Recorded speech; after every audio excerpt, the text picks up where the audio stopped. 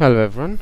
So in this tutorial we're going to learn about this problem. Okay, so this is a problem stating that you have to build the following counter using T flip-flop. Alright, so this is the counter problem. Okay, so this is the problem. So as you can see, the transitions move from 1 to 2, then 2 to 3, then 3 to 5, then 5 to 7, then 7 to 11, then 11 to 13, and eventually from 13 to 1 again. Alright, so this is a counter problem and we have to solve it using T flip-flop. Alright, so at the very beginning what we will do, we will build the state diagrams, and here you can see that in the question there is no mention for regarding the number of bits that we're going to be using. Alright, so we have to determine the number of bits. So how can we determine the number of bits? We can determine the number of bits by looking into the highest number given in the question. Alright, so here as you can see 1 2 3 5 7 11 13. So here the highest number is 13. Alright, so if we want to write 13, then we need at least 4 bits in case of binary. Right, we need at least 4 bits in case of binary. So 13 is actually 1101 in binary. So since we need at least 4 bits to write 13 in binary, so we can write all the other numbers using 4 bits too. Alright, so what we understand from this part here is that we need to create the state diagram using 4 bits for all the given numbers. Alright, so here as you can see, 1 is converted to 0001, 2 is converted to 0010, 3 is converted to 0011, and so on. And by following the same structure, we just created the state diagram based upon this question here. Alright, so we are going from 1 to 2, 2 to 3, 3 to 5, 5 to 7, 7 to 11, 11 to 13, and eventually from 13 to 1 again. Okay, so we have to build the state diagram at the beginning. So once we build the state, once we're done with the state diagram, then we have to build the state table. Alright, so here as you can see, the number of bits was not given in the question, but we have already determined that we are going to be using 4 bits. Right, we are going to be using 4 bits. So when you create the state table, in the present state part there would be 4 variables, and the next state part there would be 4 variables, and eventually in the flip-flop inputs that would be 4 different flip-flops. Right, so here as you can see, in the present state part there are 4 variables, next state 4 variables, and flip-flop inputs there are 4 different variables. Right, however, here's an important point. So since you are getting 4 variables in the present state, so you'd be getting 16 different combinations. Alright, so you'd be getting 16 different combinations from 0 to 15. So you're getting basically 16 different combinations. However, among these combinations there are some combinations which are not currently present in the question. Right, for example, the question does not mention where the transition should move from 4, alright, where the transition should move from 6, or maybe from 8, 9, 10, or maybe from 12, 14, 15, or maybe from 0. Right, so as you can see, the question states that the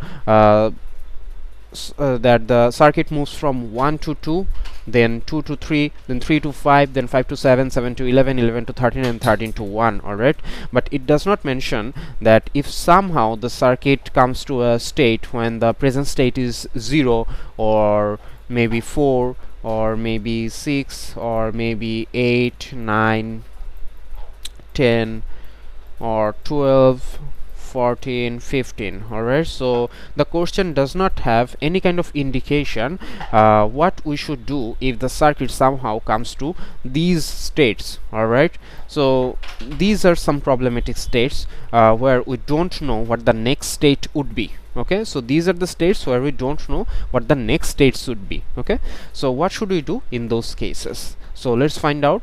So some states are already given in the question. Right, if the present state is 1, then the next state would be 2. If the present state is 2, then the next state would be 3. If the present state is 3, then the next state would be 5. So for the states that are given in the question, we'll just follow the question. Alright, for example, here as you can see, if the present state is 1, 0001, that means 1. If the present state is 1, then the next state would be 2, 0010. If the present state is 2, then the next state would be 3. Right, if the present state is 3, then the next state would be 5 according to the question. Right, based upon the question, right?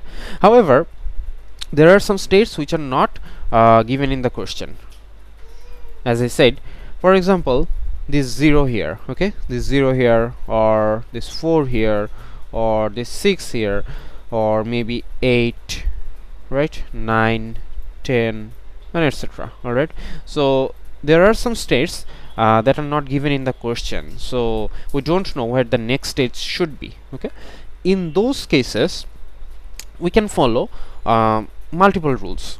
So there is one possible rule, is that when you don't know what the next state would be, then you can move to the initial state given in the question. The initial state given in the question is actually 1. That means the question started with 1. Alright, so this 1 is the initial state. So this is one possible way of doing it. So if you don't know what the next state would be, if it is not given in the question, then you can move to the initial state given in the question. For example, we are moving from 0 to 1. Alright, we are moving from 4 to 1, we are moving from 6 to 1, and so on. We did the same stuff for all the states that are not given in the question. Alright, so this is one possible way. Or we can actually follow another way. So what we could do is that we could use don't cares here. Alright, so for the states that are not given in the question, okay, for these states and some other states, we could easily use don't cares in the next states. Alright, so we could do that, but here we did not do that. We actually followed the other way. We actually moved to the initial state, but you can do it either way. You can either move to the initial state, or you can use the don't cares. Alright, so whatever you wish. Sometimes it's given in the question what you should do. Sometimes it's written in the original question that for the states not given in the question, you should move to the initial state, or maybe you should use don't cares. Alright, so if it is already given in the question that what you should do, then you should follow the question. But if it is not explicitly mentioned in the question part, then you can do any of the two ways. Okay, you can follow any of the two ways. You can either use don't cares, or you can move to the initial state, just like we did here. Alright, so once you complete the present state and next state part, then as usual we're gonna be building the flip-flop inputs. Alright, so 4 flip-flop, 4 T flip-flop, so 4 inputs. So when you want to calculate TA3, you don't need to consider all the present state and next state. You only need to consider A3 and A3 plus. When you want to calculate TA2, you only need to consider A2 and A2 plus. When you want to calculate TA1, then you want to consider A1 and A1 plus, and for TA0 you only need to consider A0 and A0 plus. So you just take a look at the excitation table, and then based upon the excitation table you can fill those columns up. Alright, so once you fill those columns up, TA3, TA2, TA1 and TA0, then you build the KMFs. So there are 4 different flip-flop inputs, so you'll be building 4 different KMFs, one for TA3, one for TA2, one for TA1, and another one for TA0. Alright, so you'll be building 4 different KMFs here. Okay, so for 4 different KMFs, what would be the inputs? The input would be the present state. So there are 4 variables in the present state part, so you will be using those 4 variables in the as your KMF inputs. Alright, and you will follow the same sequence obviously. So once you're done with the KMFs, you will get 4 different equations, right? So these are the equations here. As you can see, we have written all the equations here, and once you get the equations, then you should be able to build the circuit just like you did it for the previous problems. Alright, so here the circuit is not drawn, but you should be able to easily draw the circuit if you already completed the previous tutorials. Alright, so once you get the equations, then you will build the circuit, and this is how you can actually solve this problem. Alright, and the same problem can be given using a different flip-flop, right? It could be given without a T flip-flop, but with a JK flip-flop, or maybe an SR flip-flop, right? So in that case, it would the answer would definitely be changed, right? So in case of JK or SR flip-flop, the flip-flop inputs would be more, definitely, because in T flip-flop there is only one input per flip-flop, right? But in case of JK or SR flip-flop, there are 2 inputs per flip-flops. So if you need 4 flip-flops, and if you use JK or SR flip-flop, then you would get then you would get 8 different flip-flop inputs, right? For example, in case of TA3, that would be JA3 and KA3, all right.